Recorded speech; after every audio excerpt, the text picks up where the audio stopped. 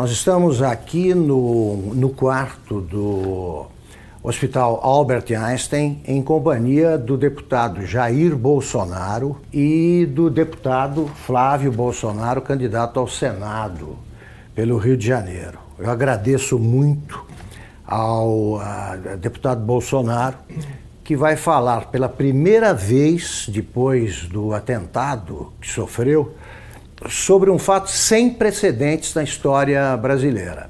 Um candidato com grandes chances de vencer a eleição foi esfaqueado durante uma manifestação popular a seu favor.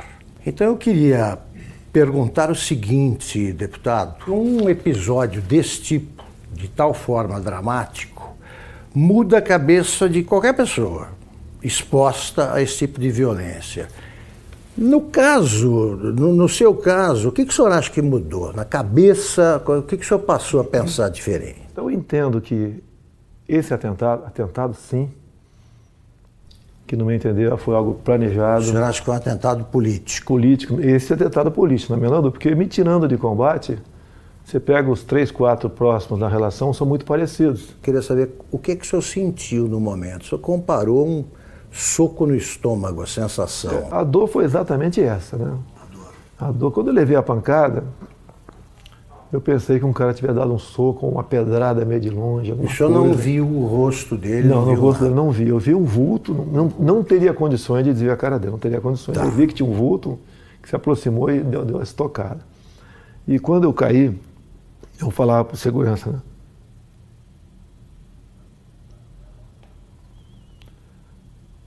Foi uma porrada no estômago. Porque eu olhei aqui, levantaram a camisa, tinha um cortezinho, mas não sangrava. Foi uma porrada no estômago. Começou a passar o tempo, igual aquela bolada que tirava no futebol. E a dor não passava. E eles já estavam, os seguranças foram excepcionais, né? Os colegas meus da Polícia Militar, da Polícia Federal, tinha mais gente também de outros órgãos, com toda certeza. Me levaram rapidamente para o hospital. Bem, o que eu fiquei sabendo lá no hospital? Na Santa Casa de Juiz de Fora. Aconteceu vários milagres, né? Primeiro o cara deu uma facada e rodou. Ele rodou para matar mesmo, o cara sabia o que estava fazendo. Daí já vem esse papinho que ele já foi açougueiro. Açougueiro, ajuda de pedreiro, já começa essas conversinhas todas aí. Tá?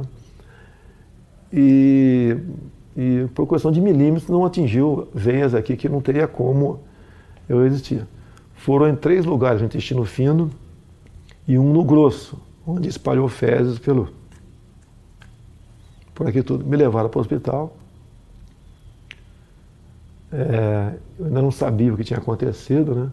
Bem, resumindo, foi drenado mais de 2 litros de sangue, 35 pontos, levei aqui, abriram tudo, botaram tudo para fora. Me disseram que eu acordei 2 vezes durante a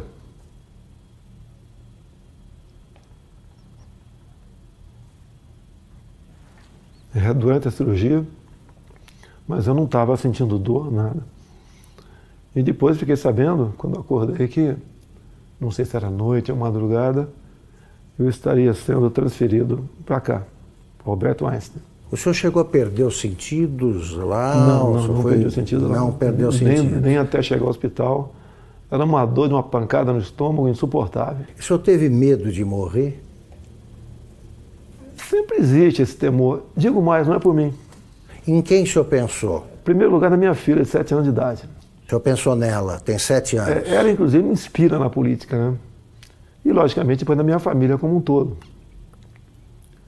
E sempre avisei a minha esposa que, desde o evento até hoje, está do meu lado aqui em São Paulo, que poderia correr esse risco. O senhor achava que existia essa possibilidade, tá certo? Porque eu estava abusando, né? Se você vê as tomadas de aeroporto, muita coisa poderia acontecer. E eu falava para o pessoal de segurança do meu lado, que essa possibilidade ia se aumentar a partir do momento que a minha popularidade ia crescendo. Porque eu estou crescendo da onde, Augusto? Qual é o tamanho do meu partido? Qual é o nosso fundo partidário? Eu costumo dizer, é verdade, quer ver, se você pontuar aqui, tem 10 pessoas, 15 que trabalham comigo, a maioria voluntários, A minha equipe de política, ela é menor que a equipe da Polícia Federal, que por lei está à minha disposição. Deputado, o senhor acha que o autor do atentado, o Adélio Bispo de Oliveira, agiu sozinho? Eu acredito que não. Ele não é tão inteligente assim, não. Né? Com um ato como aquele, a tendência natural é ser linchado. Então ele foi para cumprir a missão, quase que na certeza que não seria. Não seria como? Teria gente ao lado dele. E isso realmente, pelo que eu ouvi dizer, não tenho certeza ainda, a Polícia Civil lá de Juiz de Fora está bem mais avançada que a Polícia Federal.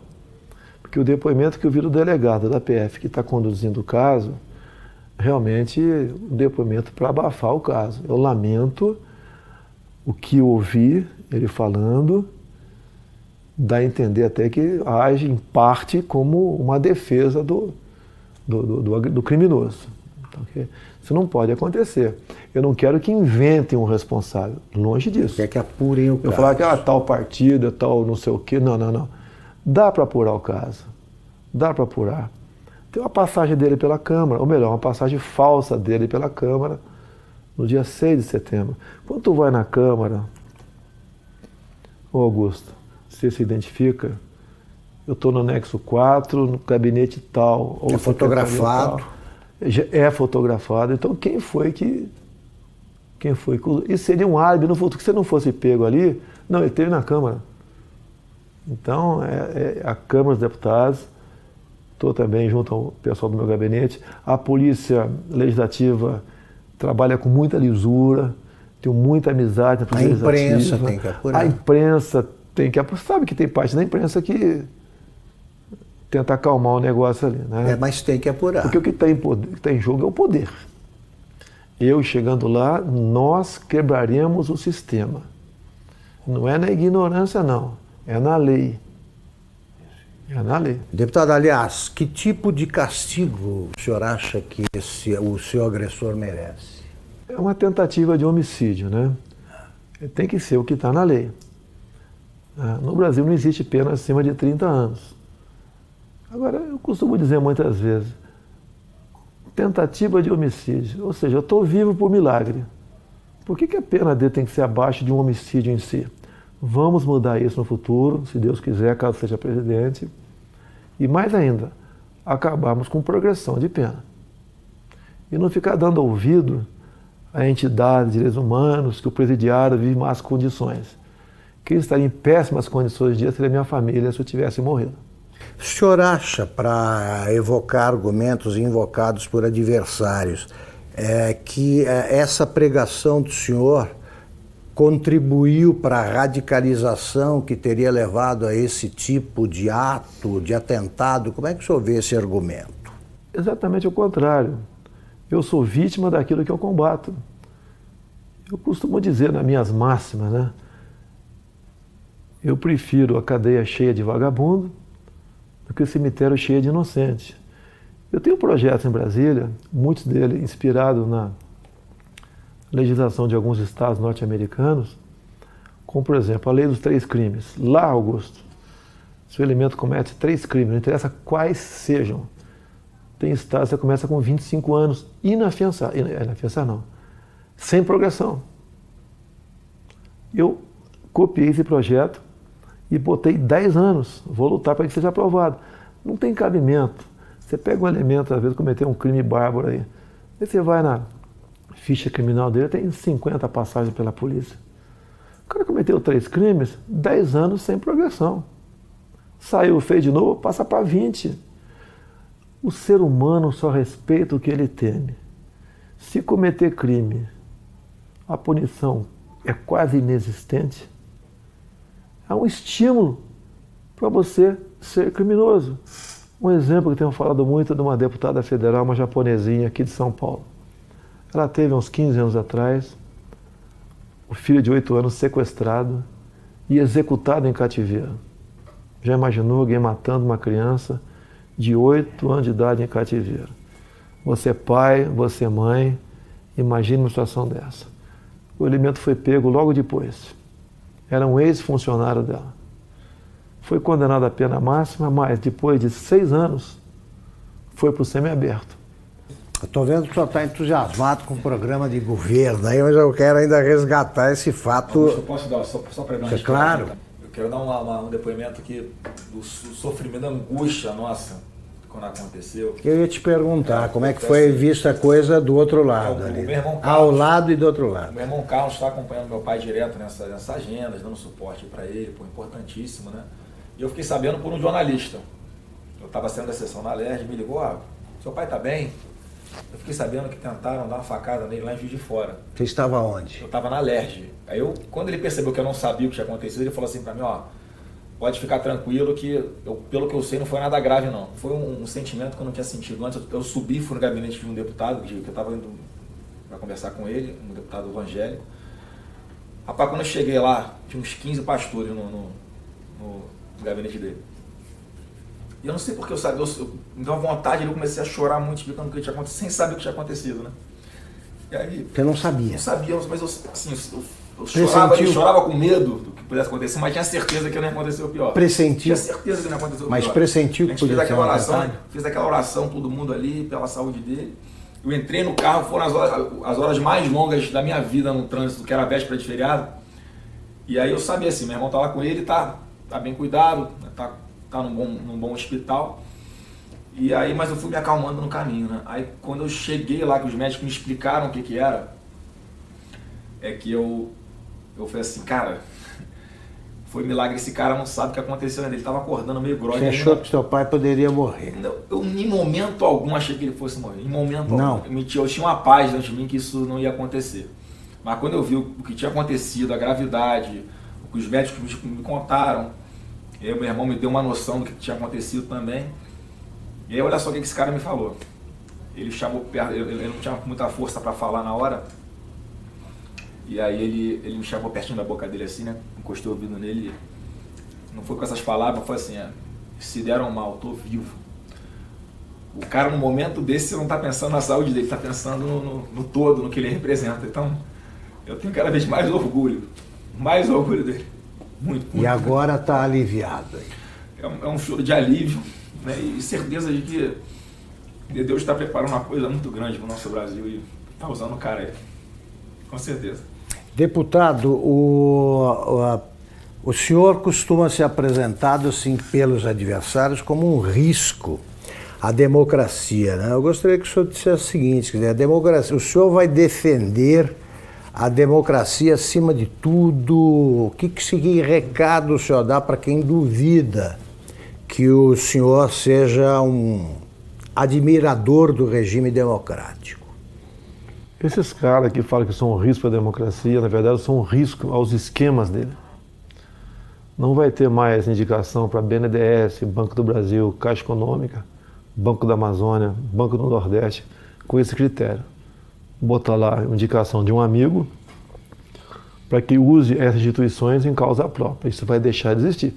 O exemplo mais claro foi o BNDES. Todo mundo sabe o que aconteceu lá. Então eu sou um risco, sim. Eu não sou um risco àqueles que vivem pendurados em estatais do governo. Nós temos em torno de 150 estatais. Conversei com o Paulo Guedes, que rapidamente... Vai privatizar estatais. Eu falei, Paulo Guedes, nós vamos priorizar um estudo muito acurado, não vamos fazer injustiça com ninguém. Mas algumas serão privatizadas, certamente. Vou dizer muitas. Tá? No governo do PT, umas 50 foram criadas.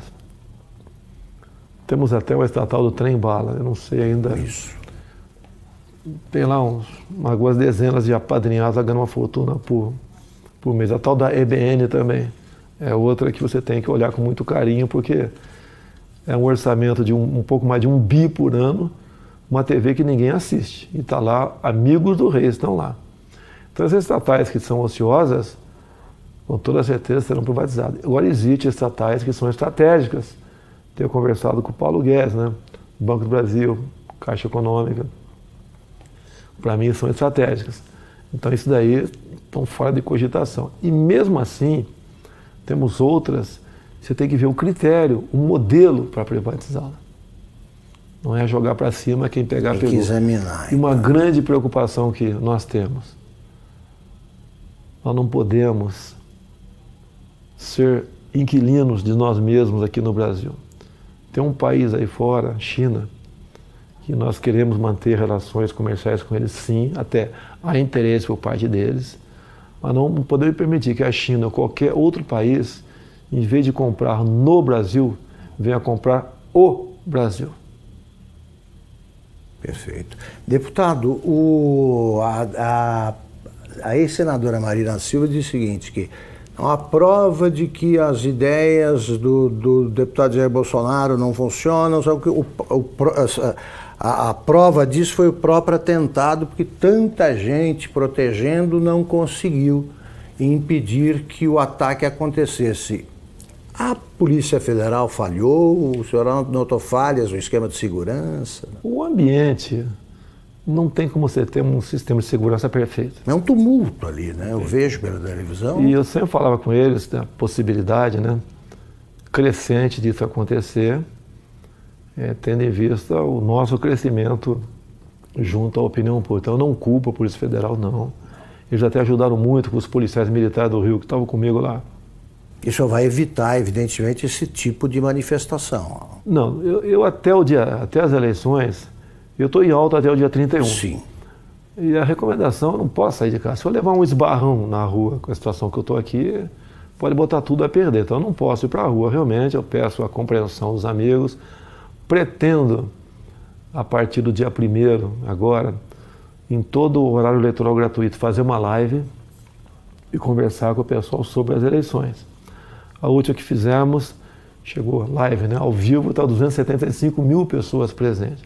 Então está com uma aceitação muito boa, porque eles acreditam que a nossa proposta sempre é a verdade acima de tudo. E o Brasil também, né, como o nosso alvo principal, ninguém entende como um país que tem tudo como esse, ser o que é. Se você olha para o Japão, Coreia do Sul, para Israel, olha o que eles não têm, olha o que eles são. Olha para cá o que nós temos, o que nós não somos. Agora, a solução disso passa pela não aceitação da indicação política. O senhor pode chegar à presidência sem equipe e sem gente, até para compor o ministério. O senhor vai aceitar a adesão o que o senhor vai estabelecer como pré-requisitos para aceitar o apoio de outro partido? O senhor aceitaria do Centrão, por exemplo? Não vai existir isso aí, Augusto. Não vou dizer que tem bons parlamentares em vários partidos e tem gente honesta dentro da Câmara também, tá?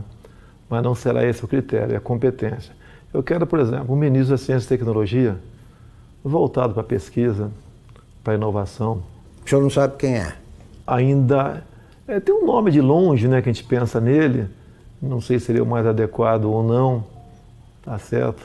Mas é um pouco inexperiente ainda, o nosso querido coronel da Aeronáutica, Marcos Pontes, o astronauta. Sim. Poderia ser uma pessoa para lá ou para compor o ministério, ou para compor. Então o ministério é importantíssimo. O que faz o jovem sair do Brasil? Falta de oportunidade aqui. Então você não pode ter uma pessoa nesse ministério. O senhor vai nomear por critérios, pelo critério da competência, é isso? Olha só, quando eu juntei 120 parlamentares, vai aumentar esse número, que o meu partido eu acho que vai fazer uns 30 deputados. Estou acreditando, um número modesto. Eu acho que vou ter o apoio de quem vota em mim, votar nos candidatos a federal, a senador, a estadual do meu partido. Eu acho que isso vai acontecer bastante. Até eu vou pedir para não votar no 17, votar no candidato, que tem uma cláusula de barreira aí. São Paulo, por exemplo.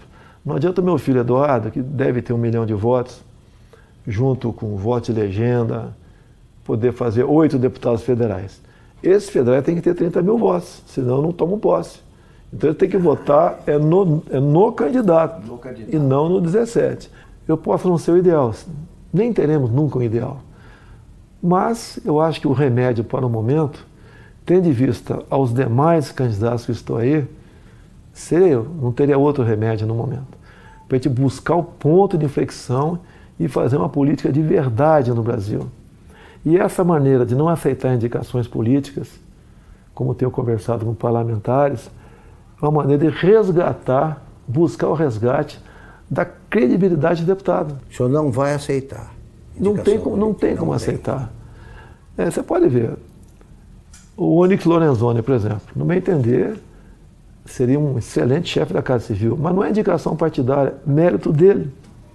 Ele vestiu essa camisa comigo, tá ok? Ele também passou por um momento difícil a vida dele, não questão de saúde, né? Então é uma pessoa que é adequada para estar lá. Não é que a gente vai dar as costas para o parlamento, não quero papo com ninguém, não, nós queremos atender o parlamentar. Uma das coisas que o parlamentar sempre reclama em Brasília, o orçamento para as emendas individuais, ele é impositivo. Vai ter que sair, Augusto. Antigamente, ele não era impositivo, né? Era autorizativo. Daí o governo chantageava. Queria aprovar algo salgado, chamava a bancada que interessava e liberava recursos. A imprensa divulgava aquilo com o maior estardalhaço e com razão. Quando aparece alguém que fala que quer acabar com isso, a grande mídia não dá bola para isso aí. Então o que os parlamentares querem? Vão ter suas emendas liberadas o mais rápido possível, porque ou muda a lei ou eu libero. A liberação, então, não vou querer chantagear parlamentar para nada. Perfeito. Deputado, vamos encerrar a entrevista até por cuidados médicos. A senhora ainda está convalescendo, está em boa forma, mas convalescendo. Eu queria terminar perguntando o seguinte,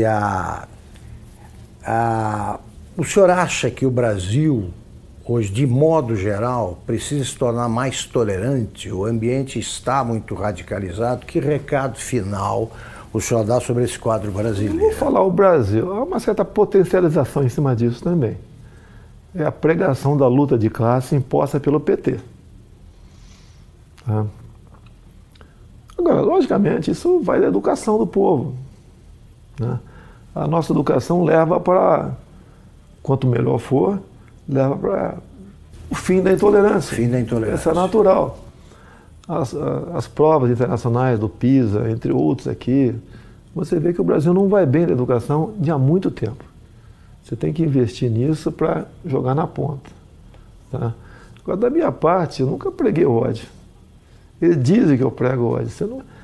Eu vi uma matéria dizendo, o Bolsonaro agride gays, negros, mulheres. Me aponte um áudio meu agredindo quem quer que seja. Uma imagem minha agredindo. Jogam e eu tenho que me explicar a vida toda sobre isso aí.